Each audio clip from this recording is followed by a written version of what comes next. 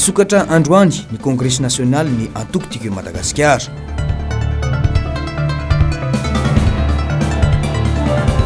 Dingana lehibe no vitan'ny Bariany Madagasikara teo amin'ny kanina 7.2 Manao toy vakana ny fanoherana ny vokatra ofisialy izay navoaka ny HCC ho an'ny fifidianana solombavam-bahoaka. Faly mitsidika ny tokantranonao indray ny sampana fampalalam-baovao ny MBS amin'izao alina izao miarabantsika rehetra manaraka izany vaovao izany ary manasanao ihany koa fa tsy saraka aminay hatramin'ny farany. Nanomboka androany no nisokatra ny Congrès national ny antoko tiako Madagasikara ary aharitra efatrandro izany ny rampitsomo no tena ivo ny ty fiaonambe ity fa natao androany dia fivorian'ny komision sy nandraisana ireo mpizaika avy any amin'ny faritra. Personne si Mathieu Prince no mitondra ny andindrin'izay. Porofona amin'izao Congrès national izao fa antoko manana ny maha-izy azy velona sy miaina ho an'ny fikatsahana ny tombontsoa an'ny firenena malagasy ny antoko tiako Madagasikara. Na dia mbola betsaka aza ireo mpizaika avy any amin'ny faritra no mbola andalana hiazo an'Antananarivo amin'izao. Efa nisy ny fivorian'ny komisiona ny tontolo andro ny Zoma fa 12 ny volana Jolay anomanana ny zany ZAIKABEN'NY team izany. Nanomboka androany ny fandraisana ny olona sy fanaovana ny travaux de commission. Ny rapitso ny asabotsy manontolo moa zany dia ao ny tena votoatin'ny raharaha dia rapitso no anehoana ny fanapa-kevitra, ny fehi-kevitra sy zavatra tapaka rehetrarehetra mandritra n'izany Congrès national zany. Ny Congrès national ny antoko tiako Madagasikara zany no faratapo ny fangalana fanapa-kevitra sy na ny resaka fanovana rafitra zany na fanovana ny statut na ny fikitehana n'ireny règlement intérieur reny fa ao anatin'izany Congrès national zany koa no andraisan'ny antoko ny résolution fanapa-ny hevitra mikasika ny raharaham-pirenena. Antoko mbola mijoro ary mijoro hatrany ny antoko tiako Madagasikara ny ninona zavatra nitranga teto amin'ny firenena, ny ninona zavatra nitranga tamin'ireny fifidianana izay nodiavintsika ireny. Ny Congrès national ihany koa no angalana ny fanapa-kevitra izay ho ataon'ny ny antoko amin'izay zavatra hitranga rapitso rafakapitso anisan'izany zany ny fifidianana be tanàna zany. Antoko politika sy fikambanana maro hafa ihany koa no efa nandefasana fanasana hiatrika ny ZAIKABEN'NY team eny Tanjombato io. Ny antoko tiako Madagasikara rehefa amin'ny zavatra toy izao dia entitra ary manana rigueur dia ny olona rehetra izay ho avy eto zany dia atsapan'izay dia mbola manasa ihany ny rehetra ho avy tongava satria olona eo amin'ny ray alina eo 10,000 personnes zany no andrasana rapitso ary zany olona rehetra zany dia nahazo ny toerana misy azy fa koa misy ny nofokemitapiavanana izay iarahantsika rehetrarehetra rapitso ho mariky ny firaisantsika rehetrarehetra fa indrindrandrindra firaisapo amin'izany tiako Madagasikara zany. Tsy mpikambana tiako Madagasikara fotsiny efa no antsoina fa ireo olona izay manakaiky firekevitra na misy fandraisana amin'ny tiako Madagasikara arakevitra ireo antoko politika, ireo fikambanana isan-karazany voasa daholo ary sanatria mbola tsy voarainy ampelantanana ny invitation izay efa nifanozaraina zany dia tongava fa izahay dia vonina andray anareo ary ny rehetrarehetra dia tonga soa daholo eto amin'ity toerana ity. Zava-dehibe eo amin'ny fiainan'ny antoko tiako Madagasikara ny fanatanterahana izao Congrès national izao satria eo no andraisana fanapahan-kevitra momba ny fiainana sy ny hoavin'ny antoko ary ny raharaham-pirenena. Taorin'ny famoahany fitsarana avy momba ny lalam-pandrenana ny vokatra ofisialy ny fifidianana solombavam-bahoaka dia nanao toy vakana ny fanambarana manohitra izany. Anisany nitondra tsikera ary manohitra tanteraka izany ny kandida solombavam-bahoaka tao amin'ny distriktan'ny BEKILY sy ireo ray aman-dreny avy any an-toerana. Jessica Miray Manoro Andriamalala. Maro amin'ny kandida ny latsaka ao solombavam-bahoaka no nametraka fitoriana teny anivo ny fitsarana avy momba ny lalam-pandrenana tamin'ny fahitana alabato tamin'ny ireny fotoam-pifidianana ireny. Raha tsy aivina nahatratra hatramin'ny 4,9. Tsy nisy ny tombony indray any izany. Ankehitriny, maro ihany koa ny olom-pirenena no tsy mankasitraka ny fanapahana nataony ity androm-panjakana ity. Anisan'ny tonga eto Antananarivo ny kandida sy ny ray aman-dreny avy any BEKILY. Manao antsoavo amin'ny vahoaka malagasy fa efa mihoatra ny tsirariny loatra ny fandikan-dalàna ataony fanjakana sy ny HCC. Marina fa tena manao tsindry hazo lena ny fitondrana sy ny zareo amin'ny ACC amin'izao satria tsy mijery ny tombotsoam-bahoaka fa mijery ny tombotsoany izy samirery. Eto izahay dia efa nanao fanambarana mikasika ny fifidianana tany aminay tamin'ny distriktan'ny Bekily. Tena hita tsisy izay tsy nahafantatra ny zavatra nitrangatany nefa modina tsy hita izany satria mijery ny tombotsoany ireriany nefa ny vahoaka no tokony hojerena fa tsy ny tombotsoan'olo tokana. Miariary loatra hoy ireto solotena avy any Bekily ireto ny alatra sy ny fioaram-pefy ataony ity fitondram-panjakana amin'izao ity izay tokony andraisana fepetra fa tany arahamana ny Madagasikara. Ny antony ahafahanay miresaka eto amin'ity fandarana ity eto dia manana antony manokana satria amin'izay maholom-pirenena antsika izay dia manana izay safidy napetraka teo amintsika. Ka io safiditsika io zany dia mila vokatra ary mila ny rariny sy nisy mandrakariva.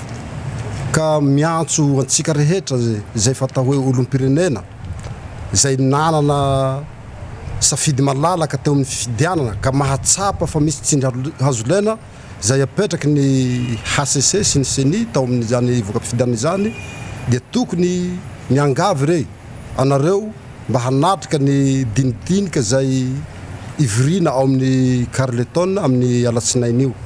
Manoloana izao toe-javatra misy ato amin'ny firenena izao araka izany dia misy ny hetsika karakaraim-panao politika ho famakina bantsilana ny toe-draharaha eto amin'ny firenena amin'izao. Atao amin'ny Carleton anosy ity hetsika ity ny alatsinainy ho avy izao izay anasana ny olom-pirenena rehetra dia afantatra ny zava-misy marina eto amin'ny firenena. Tsy hisy akory ny filaharana an-dalambe fa fivoriana sy famelabelarana no atao. Amin'ny vaovaon'ny kanina 7:24 kosa dia resy amboninahitra ny malagasy izay no azo amehezana iny lalao ampahefadalana ny fanandrina ny bary any Madagasikara sy ny ekipa pirenena ny Tunisia omaly iny. Tamin'ny ankapobeny dia tsapa ny fankasitrahana izay naseho ny malagasy vaky volo an'ny ekipa izay nitondra avo ny voninahim pirenena na dia samy nanana ny fomba fandraisany ny vokatra omaly iny ary ny malagasy sy tsirairay tonga nanoana ny ekipa malagasy niaraka tamin'ny vahoaka n'Antananarivo ihany koa ny filoha teo aloha marika ravalomanana nandritra ny hetsika ny écran géant izay nikarakarain'ny commune Antananarivo renivohitra dia tsy amin'ny parvis Analakely. Andao iverenantsika izay. Ambohi-piona ny mpankafia ny barean'i Madagasikara ny tetsy amin'ny parvis Analakely niara-ny ombom-po sy nanotrina ny ekipa pirenena ny rehetra na ny mpitiana ny tsy mpitiany baolina kitra. Tonga teny an-toerana ihany koa ny filoha teo aloha marika ravalomanana niara-nijery ny lalao ny ona ny barean'i Madagasikara sy ny voromahery ny Tunisia. Raha ny voka-dalao tamin'iny alina iny samy nanana ny nandraisany azy ny tsirairay tao anatin'ny fanehoan-keviny. Rehefa reno vokatra zany dia efa liny efa tonga karitsika zany dia efa alefa foana bariaraka. Ifaly be tamin'ny zavatra rehetra nomeny dia efa nandresy foantsika naresy.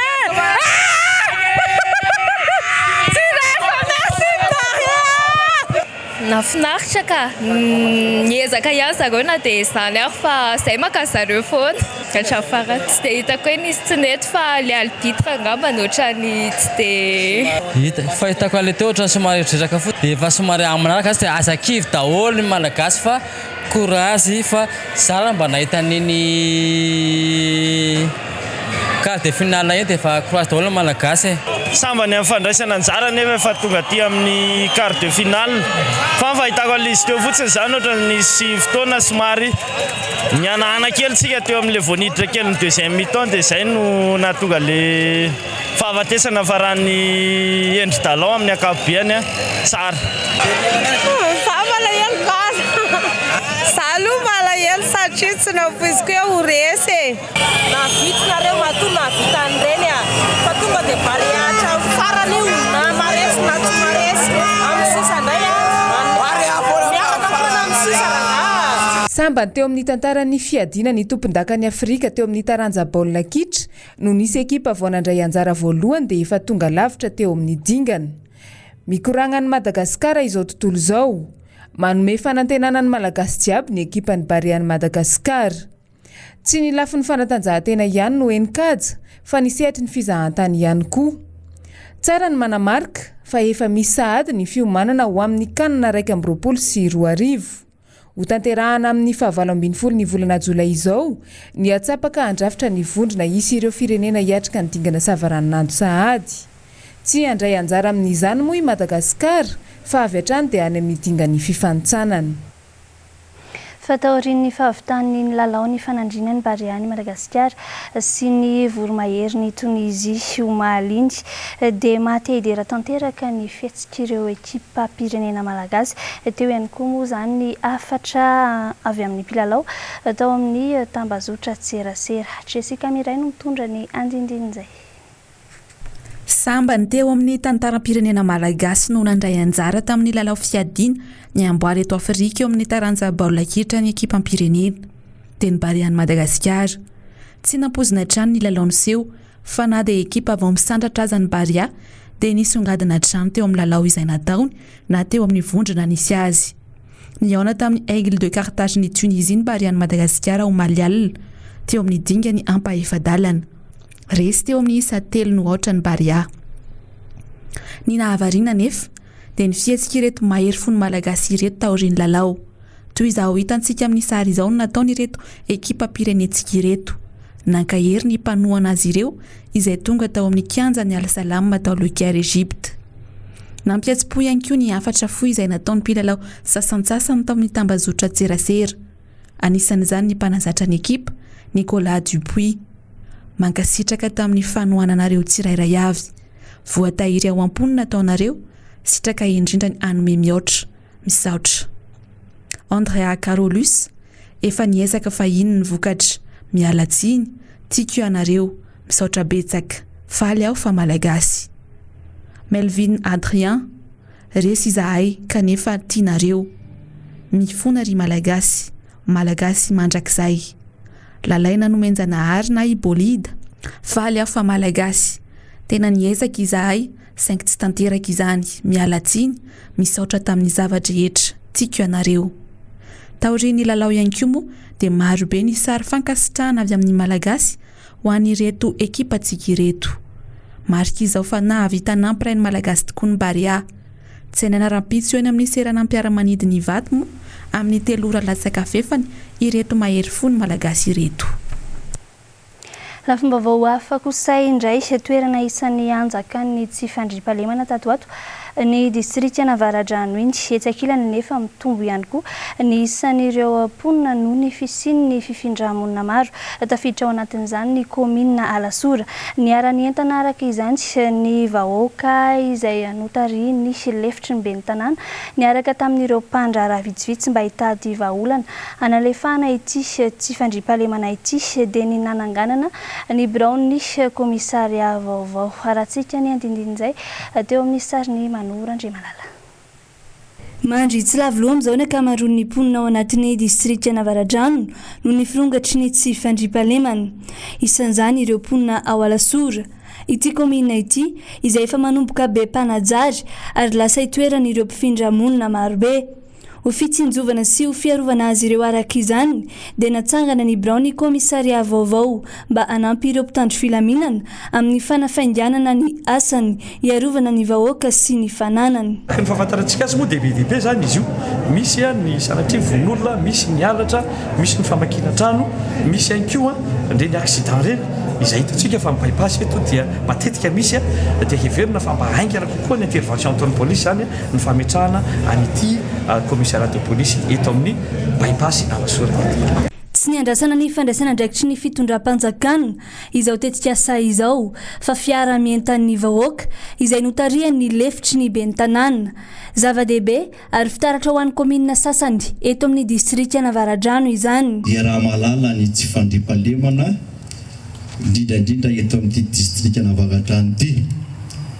Efa eo ny gendarme, eo ny polisy kanefa rahantsika mahafantatra fa tsy maharaka zareo raha nisy amponina no jerena. Na izany naty izany dia miezaka ny commune Lasora ary sorana manokana ihany koa ianareo komity fanorenana sy ireo mpandraraha sy ireo olona rehetrarehetra izay nandray anjara satria zava-dehibe loatra ifampandrosoana n'itony distrika itony, ifampandrosoana ny firenena, tsy vitan'ny fitondram-panjakana, tsy vitan'ny tompona ndraiky mpanjakana fotsiny, tsy vitan'ny commune fa ny fiarahantsika metana ohatran'izao no avitantsika zavatra. Manao antsoava amin'ireo polisy araka izany ny filohan'ny komity izay sady lefitry ny ben'ny tanàna angadina nanana sy vinahitana ary topokevitra tamin'izao fanamboarana fotodrafitrasa izao mba tena ampandry fahalemana ny mponina. Eto izay komity mpanorona ny komissariana ALASORA dia mametraka ny fisaorana PDB ho antsika mpandraraha ato anatin'ny komina ALASORA tamin'ny finiavana sy ny fitiavana nomenareo tamin'ny zavatra rehetra izay nafonareo fanatanterana ty fotodrafitrasa ity. Manao antsoavy izay aminareo polisy pirenena izay hiasa ato anatin'ity komina ALASORA ity aza tonona fa ireo vahoaka ireo no anisan'ny nandray anjara tamin'ny fanatotsana izao fotodrafitrasa izao ka mba mila jerevana manokana, mila izaka manokana ny amin'ny tokony jerevana fandripalemana ao anatin'izany fitandrona filaminana eto amin'ny komina ALASORA izany. Mandrina ny ronja tapitrisa ariary ny tetibidin'izao fotodrafitrasa izao. Nisy ihany koa ny fiara miasa tamin'ireo mpandraraha vitsivitsy. Androany no notokanana ity birao vaovao ny komisaria eto ALASORA ity izay tafiditra indrindra ao anatin'ny ady amin'ny tsy fandripalemana ihany koa. Eo amin'ny vaovaon'ny trangam-piarahamonina kosa indray ny tranga naloza mpifamoivozana indray tany amin'ny lalam-pirenena faharoa amby efapolo amin'ny komina Mangidy distriktan'ny Kalamavoniny Androany. Raha ny vaovao iray dia noho ny tsy fahazakan'ny tetezana ity fiara ity no antony nahatonga izao loza mpifamoivozana izao. Germain no menjanary. Efatra ny maty ary iray no naratra. Io no vokatry ny lozam-pifamoivozana mahatsiravina izay nitranga tany amin'ny lalam-pirenena faharoa amby efapolo iny ao anatin'ny komina Mangidy distriktan'ny Kalamavony. Raha ny voalazan'ny loharanom-baovao dia tsy nahazaka ity fiara ity intsony ilay tetezana izay nolalovany anka toy izao hita amin'ny sary izao ny zavanisy. Isan'ny tranga iray izay fahita matetika eto amintsika ny lozam-pifamoivozana tahaka izao. Ankoatra ny olana ara-teknika izay mahatonga izany dia isan'ny antony iray lehibe miteraka izany ihany koa ny tsy fanajan'ny rehetra ny lalàna izay mifehy fifamoivozana. Isan'izany ohatra ny fetrany taonina izay zakan'ny fiara sy ny tetezana, ny avonentana izay voafaritra mazava ao anatin'ny fitsipika mamaritra izany. Ankoatra izay ny afanganam-pandeha.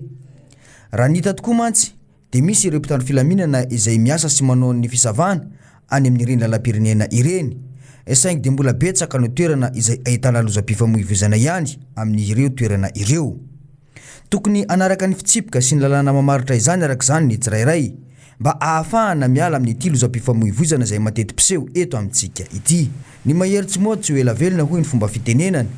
Koa andraikitry ny rehetra ny misoroka ny zavatra iray izay mety hitranga amin'ny alalan'ny fanarahan-dalàna sy ny fitsipika mifehy izany. Dia izay ihany koa no mamarina ny vaovaontsika tamin'ity androany ity. Mankasitraka anao nanaraka izany hatramin'ny farany.